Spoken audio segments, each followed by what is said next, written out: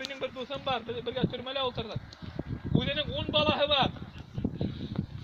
Türmeden sıktılar bir bala işlerine. Yanına türmele oturttular. Tağın sıktılar. Tağın bir bala işlerine.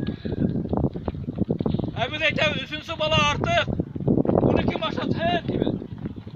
İşi topladı etti biz. Subhanallah, Allah-u Teala aşatısı tugulme. Allah-u Teala rizık birisi tugulme. Kuşlar da birey aşata mı? Her gün kuyalardan sıpsıgalat top giriş kayta bunları birey aşata mı?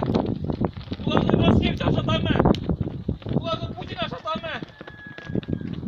Allah-u Teala rizık birisi, Allah-u Teala toplatır olsa. Bunlar deyince yine kerte o kerheler de bir varın kerte aşası kılga değişmez. Elbette bunumuzun biz birleşirge değişmez. Bir karrugas bir siyasat yaz getirmek ileri. Bir kişi birine böyle şey almayın. Yamakat gerek, birleşiyor gerek, bir tüpten bulurga gerek. Şu vakitte inşallah işler mi?